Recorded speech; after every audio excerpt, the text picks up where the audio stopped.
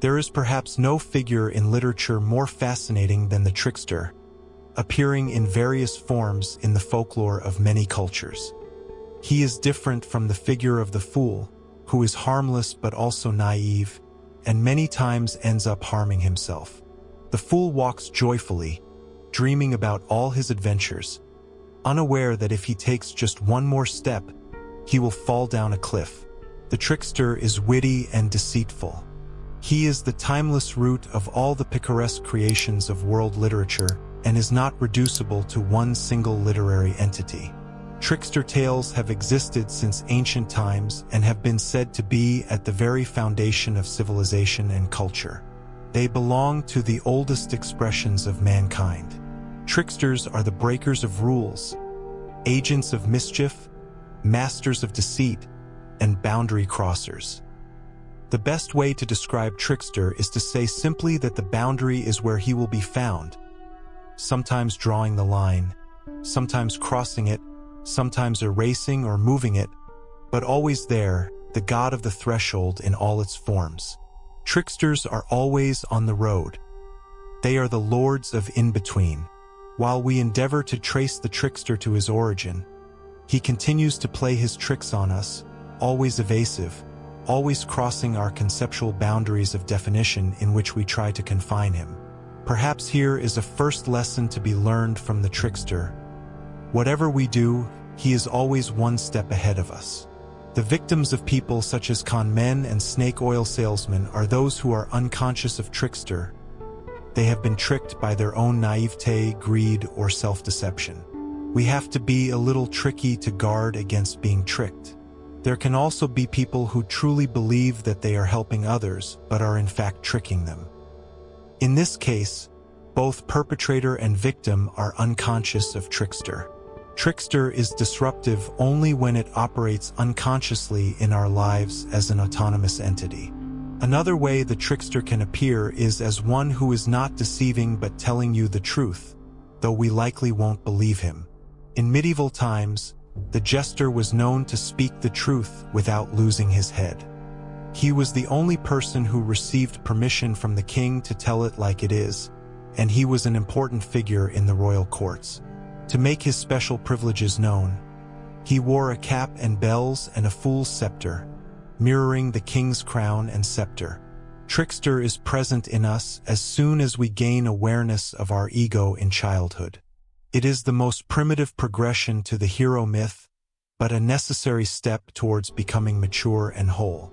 The trickster cycle corresponds to the earliest and least developed period of life. Trickster is a figure whose physical appetites dominate his behavior. He has the mentality of an infant, lacking any purpose beyond the gratification of his primary needs. He is cruel, cynical, and unfeeling. This figure, which at the outset assumes the form of an animal, passes from one mischievous exploit to another. But as he does so, a change comes over him. At the end of his rogue's progress, he is beginning to take on the physical likeness of a grown man. Trickster rises against restrictions and authorities. The unconscious instinctual component that is present at birth, the source of instant gratification, of bodily needs and wants, emotional impulses, and drives that is in constant conflict with the superego, the internalization of cultural rules, which helps us act in socially acceptable ways. Tricksters usually have an enormous libido and often present scatological themes. An early and innocent form of trickster is parents playing peekaboo with their children to make them laugh. Trickster comes to us when we are too serious, rigid, when we follow rules and schedules, and when we lack a sense of humor. He causes us to forget what we intended to remember, say things we later regret, or appear in the form of a Freudian slip and cause laughter. Perhaps no philosopher has written about the importance of laughter as eloquently as Nietzsche. He writes, "I would really allow myself to order the ranks of philosophers according to the rank of their laughter, right up to those who are capable of golden laughter. And assuming that the gods also practice philosophy, I don't doubt that in the process they know how to laugh in a superhuman and new way, and at the expense of all serious things. gods delight in making fun. Even where sacred actions are concerned, it seems they cannot stop laughing. Laughter mediates between the sacred and the profane, where Trickster resides. Laughter represents an attitude toward life and toward oneself, especially laughing at oneself. To laugh is deep inner work. It breaks through our persona and opens us up to a profound message. Trickster pinches us and tells us that life is a play. We are the actors on a vast stage following a predetermined script. However, he also tells us that we don't necessarily have to follow the script, that we can make our own, improvise, and not be afraid of making mistakes, but rather laugh at them. We have the freedom and responsibility to do so. This is a core aspect of existentialist philosophy, which teaches us to become authentic and discover who we truly are. We can deceive others or be deceived, but we can never deceive ourselves. Trickster forces us to look at ourselves in the mirror and to the persona that we are putting on to impress others, to the detriment of our instinctual needs, our creativity, and playfulness that is so vital to give us the energy that we need in our daily life. Trickster is against any authority, as he wants to do what's best for him, and he is never going to put someone else before himself. He pokes holes in rigid boundaries and calls into question fundamental assumptions about the way the world is organized, and reveals the possibility of transforming them, even if often for ignoble ends. It is the figure that pushes us to question those in power and the limitations and rules that are imposed on us. His energy sweeps in and delivers hard knocks in an attempt to wake us up as individuals and as a culture. He steps in and points things out, asking a culture to look at its own folly, addressing hot topics with wit and humor, shining a light into shadowy areas and bringing public attention to the underbelly of society. Comedians help deliver the trickster's message, which can often be at the cost of their own mental stability.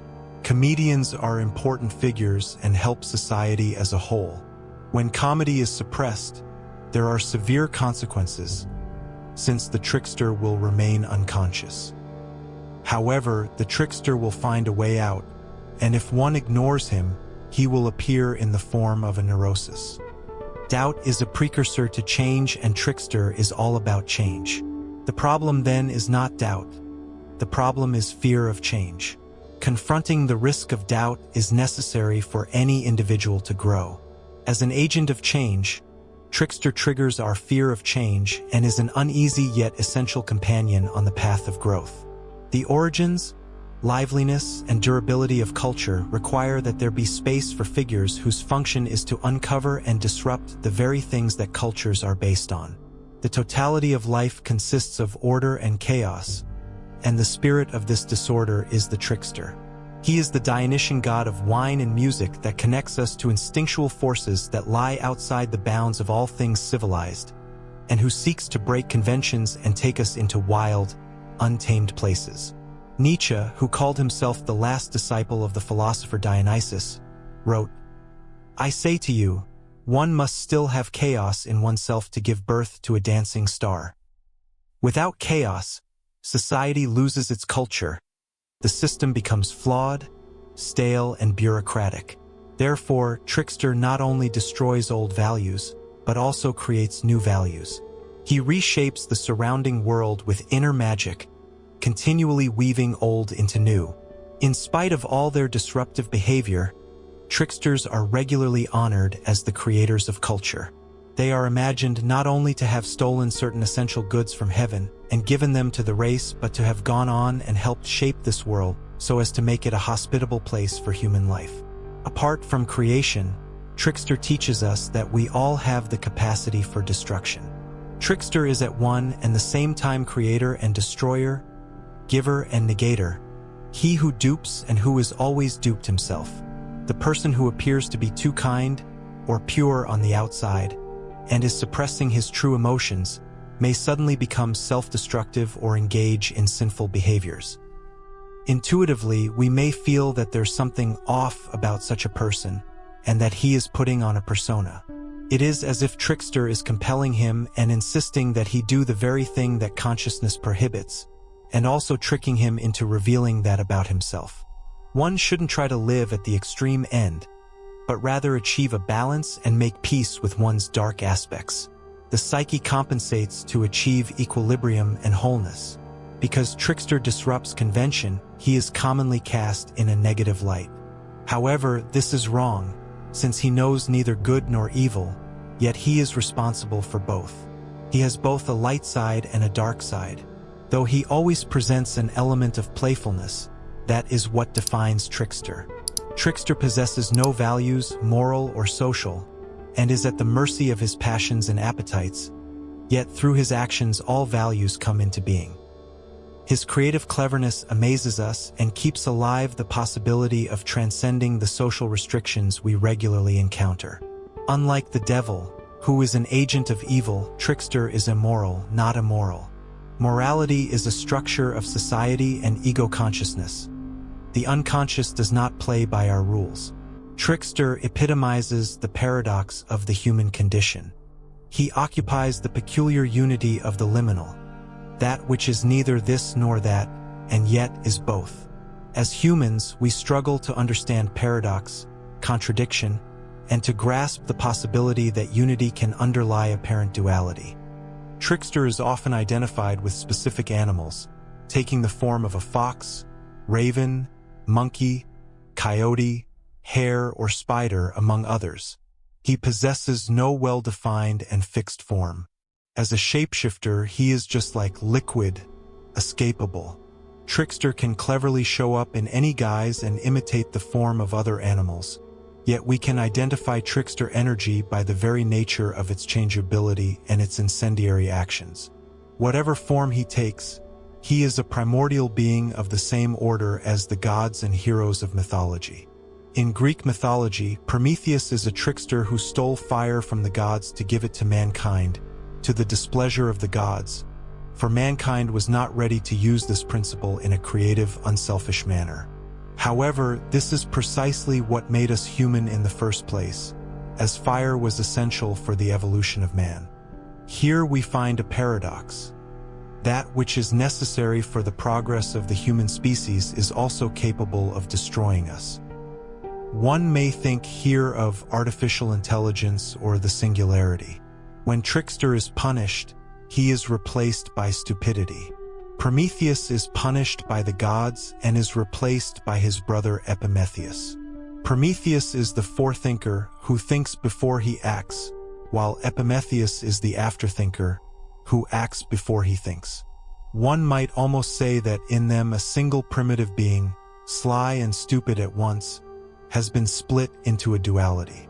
Another trickster figure is Br Rabbit, a character from African American folktales who is portrayed as an underdog and is weaker than his opponents, thus gaining the audience's sympathy. In the stories, he gets himself into trouble through his own mischievous nature, and then must use his cleverness and ability to deceive and outsmart larger and stronger animals, take control of the situation, and get himself out of trouble. Anansi the spider is an African trickster.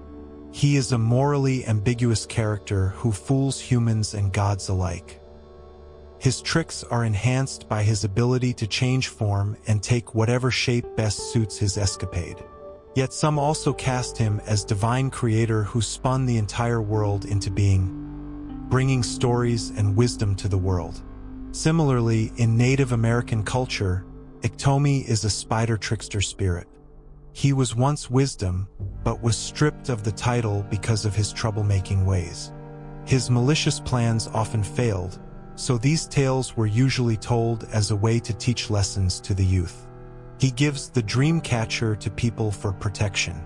Folk tales unveil how he is respected, feared, and mocked.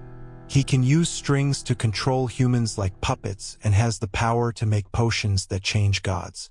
According to a prophecy, his web would spread over the land. This can be interpreted as the telephone network, and then the internet, the World Wide Web. Iktomi has been considered from time immemorial to be the patron of new technology. The myth is a way for the psyche to talk about itself. Many of the Native American people consider Iktomi to be the god of the Europeans, who, they claim, seem to readily follow his bizarre behavior and self-entrapping tricks. Coyote is another important trickster figure in Native American folklore. The European equivalent is Reynard the Fox. One of the most popular figures in Norse mythology is Loki, the trickster god. By trickery and mischief, he causes the death of Baldur, the most beloved of all the gods. Loki is soon found to be guilty and is punished, and the gods knew that this event was the foreshadowing of Ragnarok, the downfall and death of the gods, and of the very cosmos they maintained. In other words, if one ties down the trickster, that will destroy the world. The Greek deity Hermes is a troublemaker and thief, as well as a beneficent creator who brought fire and music, among other things, to the human realm. His divine status, however, is unclear at his birth. He is born as an outsider, but wants to be an insider. Through his early exploits as a trickster, such as stealing Apollo's cattle, he wins the admiration of Zeus and an uncontested place on Mount Olympus, the home of the Greek gods. Hermes is a divine trickster, psychopomp, and messenger of the gods, negotiating the boundary between man and God, matter and spirit. He is the only god who can traverse all three realms: Mount Olympus, Earth, and the underworld, and perhaps even as mediator between the dream world and waking life. Hermes is a third way of life, besides the Apollonian rational and the Dionysian irrational. He is the god of jokes and journeys, the tricky guide of souls. When enemies invaded his city, Hermes dressed as a simple shepherd and carried a ram around the city, and wherever he walked he created safety. He showed people that he was their ally in any battle they might encounter, and protector in any danger. This reminds one of Jesus as the Good Shepherd, carrying the lost sheep back to the flock. The trickster god also has a protective energy. Many tribes wear masks and abandon their personality, becoming possessed by the spirit of the trickster. Rituals are an important element of Trickster. If the ritual setting is missing, Trickster is missing. The behavior of the tribes becomes eccentric, comic, and rude. However, the sacredness connects these traits with fertility, wellness, and joy. In the ambiguous character of the trickster, we can observe the close connection between the realms of the sacred and the profane. Trickster strikes a deeper human chord. He performs a fundamental cultural work, and in understanding the trickster better, we understand ourselves better in the unconscious aspects of ourselves that respond to the trickster's unsettling and transformative behavior. When we describe trickster phenomena, we are always describing aspects of ourselves. He is a speculum mentis, a mirror into the mind, common to all mankind, which at a certain period in our history gave us a picture of the world and of ourselves. The problem is primarily a psychological one, an attempt by man to solve his problems inward and outward. Swiss psychiatrist and psychologist Carl Jung calls the figure of the trickster an archetype. It is part of the collective unconscious, the inherited and universal structure present in everyone, which is deeper than the layer of the personal unconscious that is formed by the experience gathered through life. Archetypes are primordial patterns or imprints of the experience of our ancestors, the primary source of psychic symbols, which attract energy and structure it, and lead ultimately to the creation of civilization and culture. Trickster is everywhere. He is an eternal state of mind. Archetypes appear cross-culturally as images, symbols, and motifs found recurrently in myth, religion, and art throughout history. There are numerous examples of archetypes such as the wise old man, the great mother, the hero, and the trickster, to name a few. Trickster is the archetype who attacks all archetypes. Jung stated that there are as many archetypes as typical situations there are in life. We cannot observe them directly, but they have a great impact on our personal activities and way of thinking. It is the deep and dark place where impulses and instincts emerge. Archetypes are organs of the soul, the tissue of the structure of the unconscious. They are living personalities within us, autonomous and numinous. If they get enough energy, archetypes can have control over a person. The unconscious is older than consciousness. It is primordial, from which consciousness arises. Thus, our conscious life dresses and guides our actions, but it is impossible for something to appear in consciousness without having roots in the unconscious. The mythological features of the trickster extend even to the highest regions of man's spiritual development. In the early Middle Ages, strange customs were taking place. Jung writes, "In the very midst of divine service masquerades with grotesque faces, disguised as women, lions, and mummers, performed their dances, sang indecent songs in the choir, ate their greasy food from a corner of the altar near the priest celebrating Mass, got out their games of dice, burned a stinking incense made of old shoe leather, and ran and hopped about all over the church. These pagan rituals were uncommonly popular, and it required considerable time and effort to free the church from them. The phantom of the trickster, however, continues to haunt the mythology of all ages." Jung writes, "He is obviously a psychologum, an archetypal psychic structure of extreme antiquity. In his clearest manifestations, he is a faithful reflection of an absolutely undifferentiated human consciousness, corresponding to a psyche that has hardly left the animal level. The trickster myth reflects an earlier, rudimentary stage of consciousness, a collective personification that is the product of an aggregate of individuals, and is welcomed by each individual as something known to him, which would not be the case if it were just an individual outgrowth. If the myth were nothing but a historical remnant, one would have to ask why it has not long since vanished into the great rubbish heap of the past, and why it continues to make its influence felt on the highest levels of civilization. The trickster points back to a primitive stage of consciousness which existed before the birth of the myth. Only when our consciousness reached a higher level could we detach the earlier state of ourselves and say anything about it. He, the trickster, is a forerunner of the Savior, and, like him, God, man, and animal at once. He is both subhuman and superhuman, a bestial and divine being, whose chief and most alarming characteristic is his unconsciousness. He is so unconscious of himself that his body is not a unity, and his two hands fight each other. The trickster is a primitive cosmic being of divine animal nature, on the one hand superior to man because of his superhuman qualities, and on the other hand inferior to him because of his unconsciousness. The myth of the trickster, like many other myths, is supposed to have a therapeutic effect. It holds the earlier low intellectual and moral level before the eyes of the more highly developed individual, so that he shall not forget how things looked yesterday. The so-called civilized man has forgotten the trickster. He remembers him only figuratively and metaphorically, when, irritated by his own ineptitude, he speaks of fate playing tricks on him or of things being bewitched. He never suspects that his own hidden and apparently harmless shadow has qualities whose dangerousness exceeds his wildest dreams. For Jung, the trickster forms part of the shadow, both of which are dangerous to the extent that we keep them hidden from ourselves and project them onto others.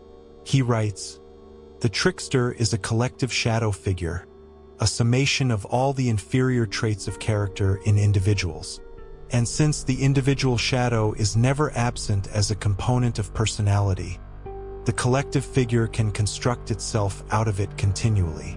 Not always, of course, as a mythological figure, but, in consequence of the increasing repression and neglect of the original mythologisms, as a corresponding projection on other social groups and nations.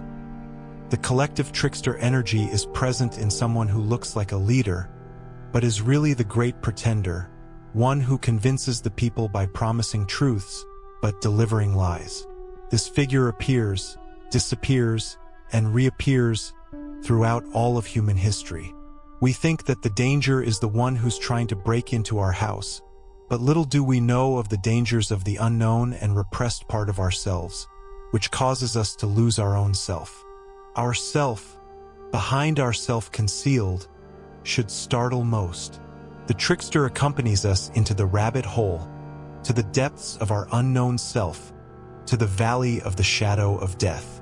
However scary it is, Trickster helps us to find depths in ourselves that we didn't know were there.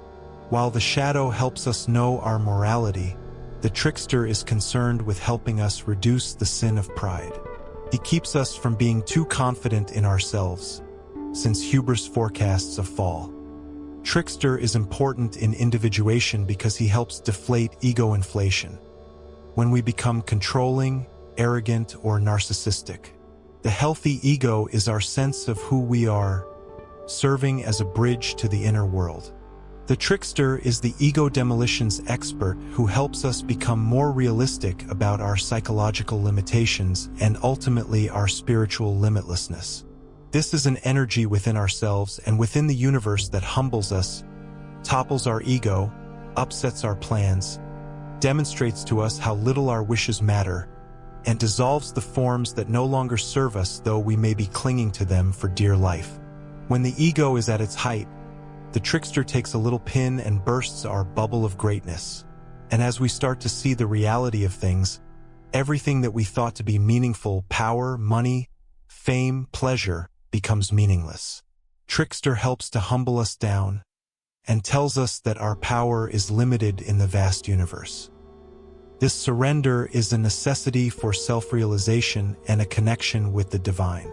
Instead of the great helping the lowly, Trickster reverses this and disguises himself as someone very lowly. But this lowly person overcomes the so-called great person, one who has an inflated ego. The Bible has a passage that expresses this Trickster energy clearly. But God hath chosen the foolish things of the world to confound the wise, and God hath chosen the weak things of the world to confound the things which are mighty. And base things of the world, and things which are despised, hath God chosen, yea, and things which are not, to bring to naught things that are. No matter how lowly you are or how utterly useless you might feel in life, there is always something in the higher self or God that still calls you.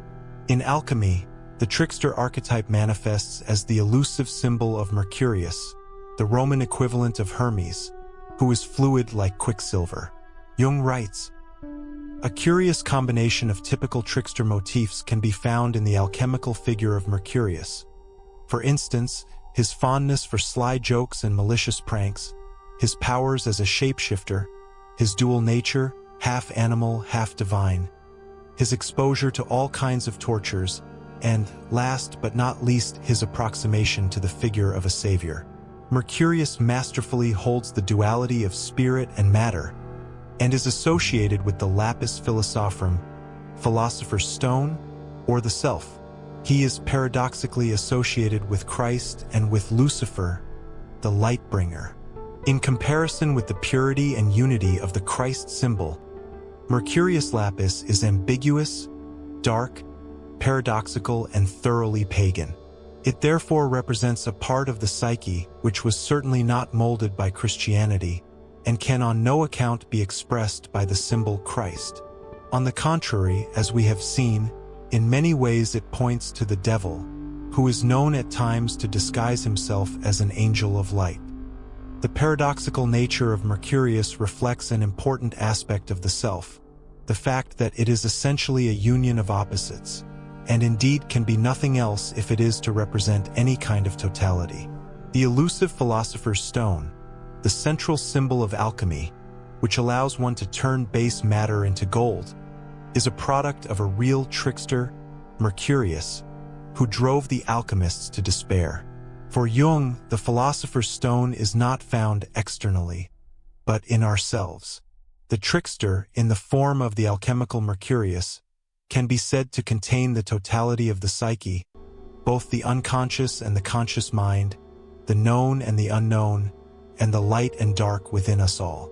The psyche seeks balance, not staying in extremes, but a combination of opposites.